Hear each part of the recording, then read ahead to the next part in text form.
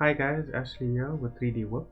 As requested, today I'll be showing you how to design and 3D print a polymer clay cutter as well as an embossing and a debossing tool that you can use for creating patterns on your polymer clay. To start, I'll be using Fusion 360 to do the design and an image of a teardrop shape to create the cutter profile. To start, we'll go to create sketch and we're going to create this on the top plane. To insert the image, we'll go to insert, canvas, insert from my computer, and then we're going to insert the image. I'm going to select the plane for the image and rotate this 90 degrees and select OK. Now that we have our image in our sketch, we need to scale this to the appropriate length. In my case, I'll be designing a cutter that is 50 millimeters in length. To do this, we go to canvases, click the drop down. On the image, we're going to right click and select calibrate. We now select 2 points on the canvas to calibrate the image. So we're going to select the point tip of the teardrop and a second point below, and we're going to make this 50 millimeters. As you see, our canvas has now been scaled up. The next step is to create a mirror line. In my case, I'm using a symmetric image, so the mirror line will help when sketching out the profile. To do this, we go to select construction, then we're going to select the line tool, and we're going to draw a vertical line from the tip of the image vertically down 50 millimeters. Now we have our mirror line. The next thing is to trace out our profile. To do this, we're going to select the spline tool. We're going to start our sketch at the first point on the construction line. Now we're going to just trace out the profile of the canvas by adding points along the line.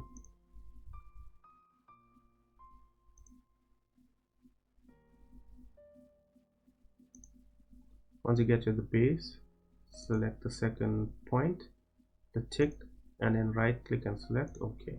Your sketch is done.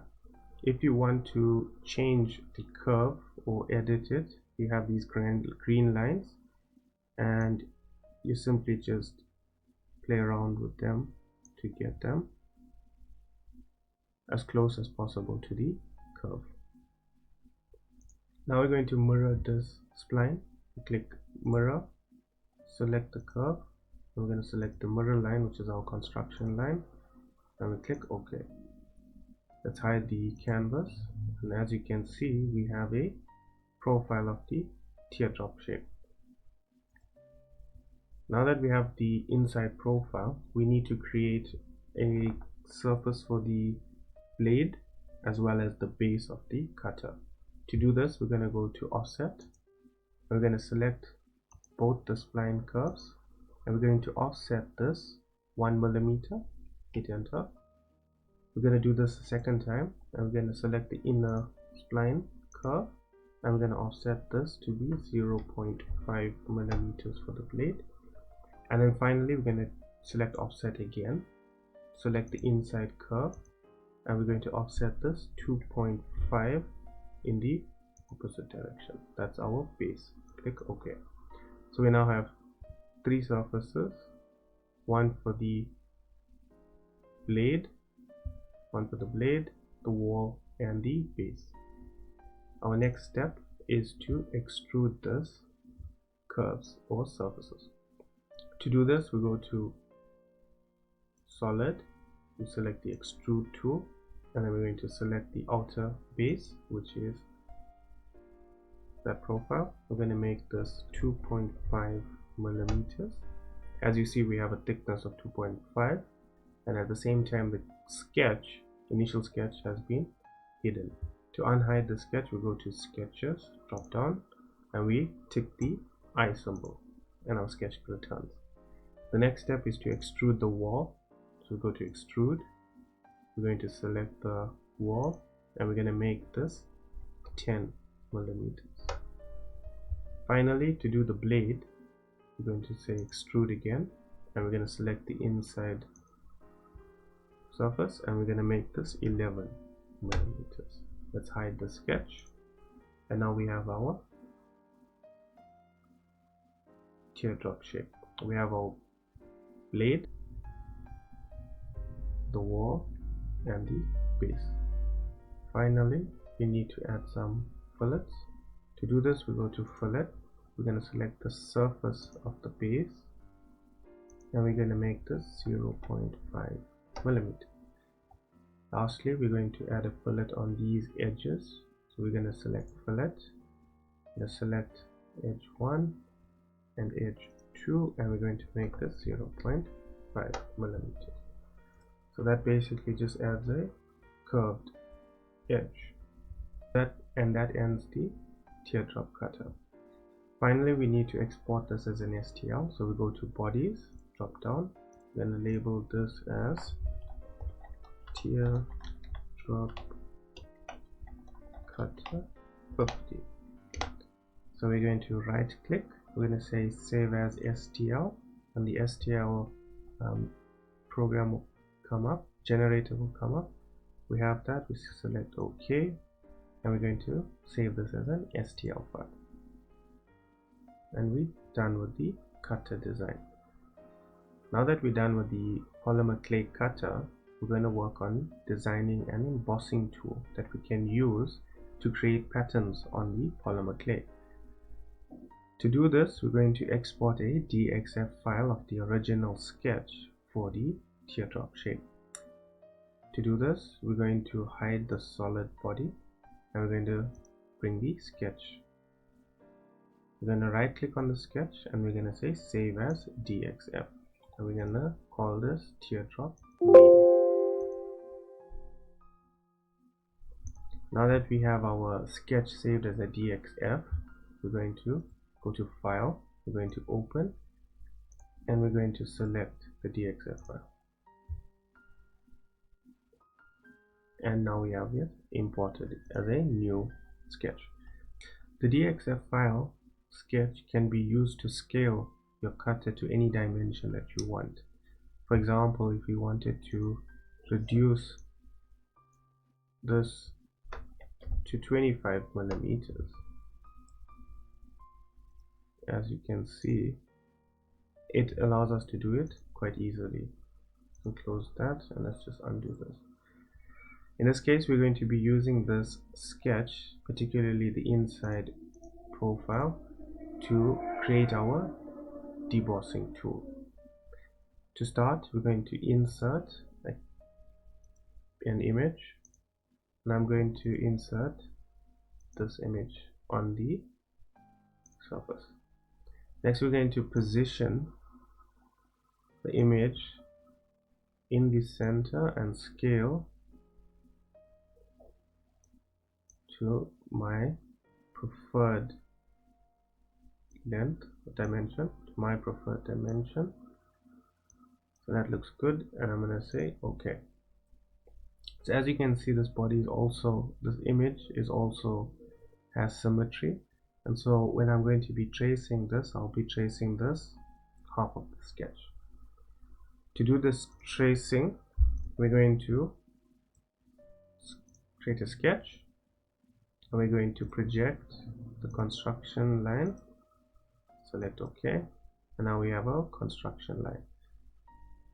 We're going to create points for our start and end regions. So we're going to add points on these tips,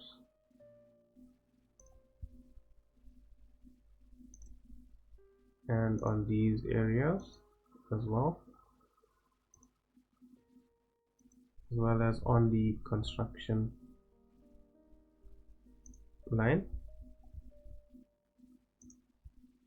By adding points, it helps us when we are going to be using the spline tool to trace the profile out. Now that we have our start and end points done, we're going to trace this out using the spline tool. So select the spline tool, and we're going to start with this, select and So basically just trace out the profile of the curve, and we end that. So we have our first spline sketch. The next one that we're going to trace is these points.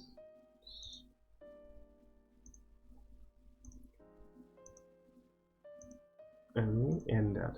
And then we basically start again from the original point and we trace out the next curve. And that's it. We have our first curve done. And we continue doing this process by tracing out the points.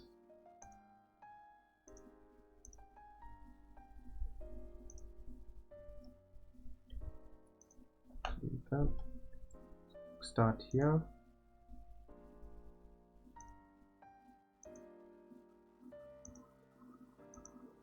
And that's done.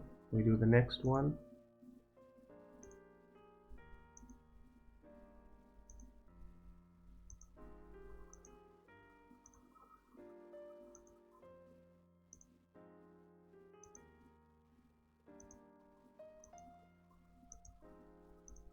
Do the last one.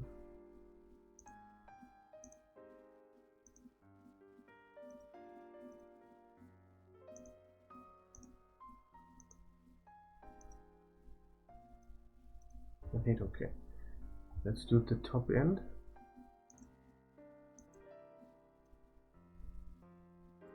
Spline.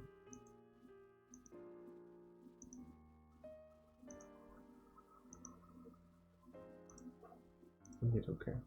So now that we have our main curves done, we just need to trace out the outer side. To do this, we'll start at this point. Curve that. And we just continue to trace it out.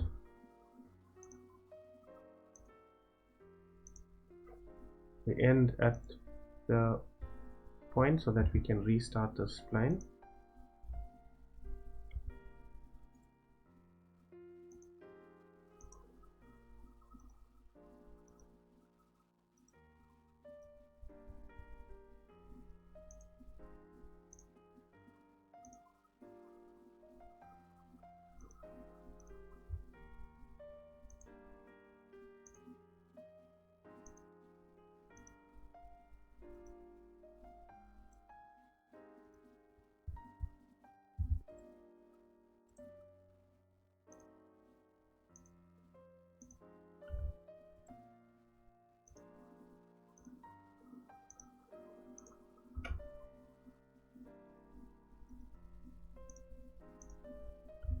Okay, now that we have our profile sketched out, we're going to mirror and we're going to select all the splines that we drew.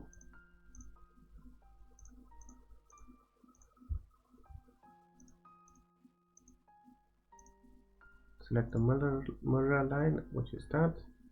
Hit OK, and we now have our curve.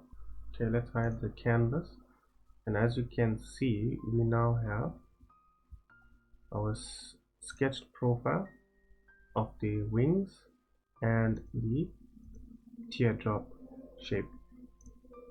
To create the embossing tool, we're going to need to extrude this portion of the sketch.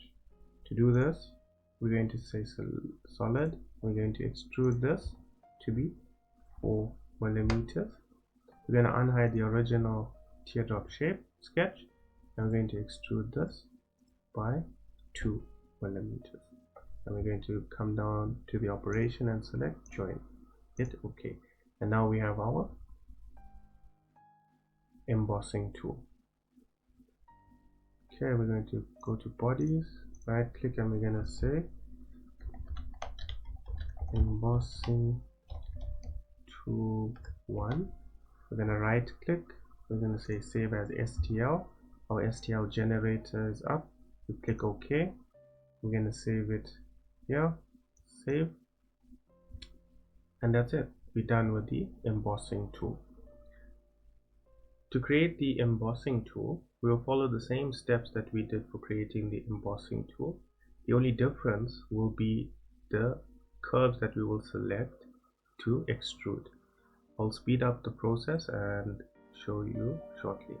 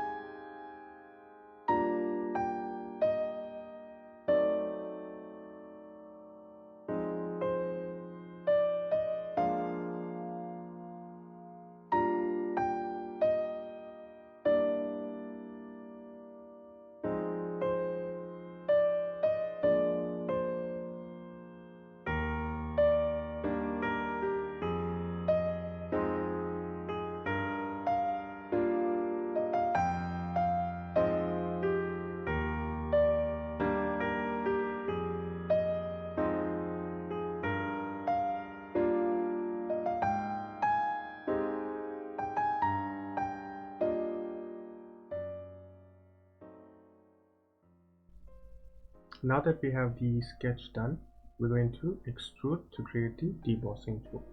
To do this, we're going to go to solid, we're going to extrude, and we're going to select the inside surface of the wing.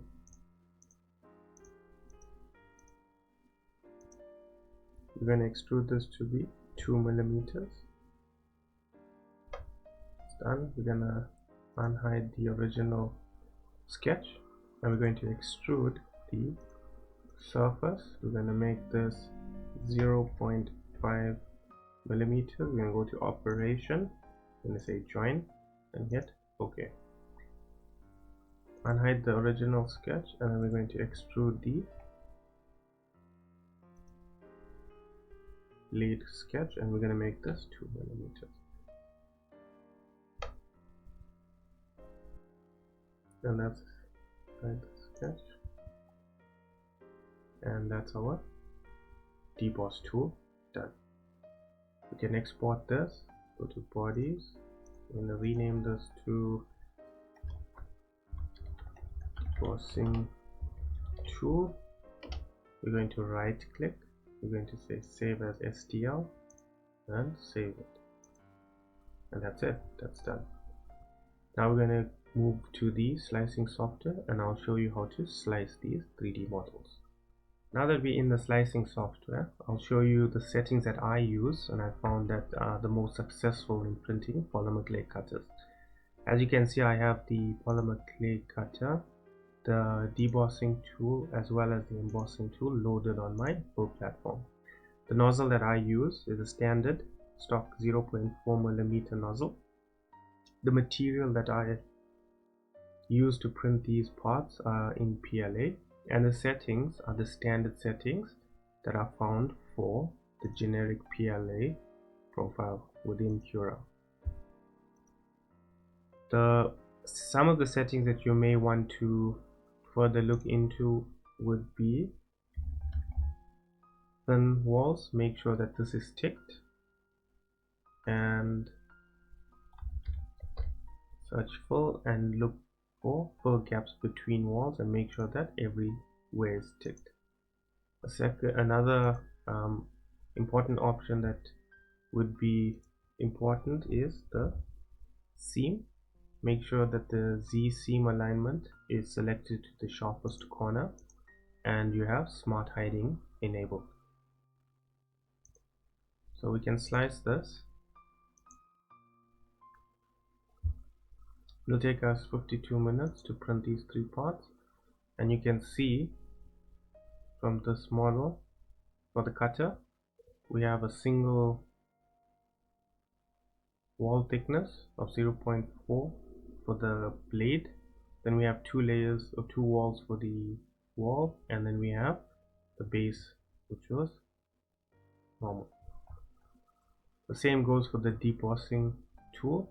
We see that just the outer wall is a single line and then the actual profile is filled on the top.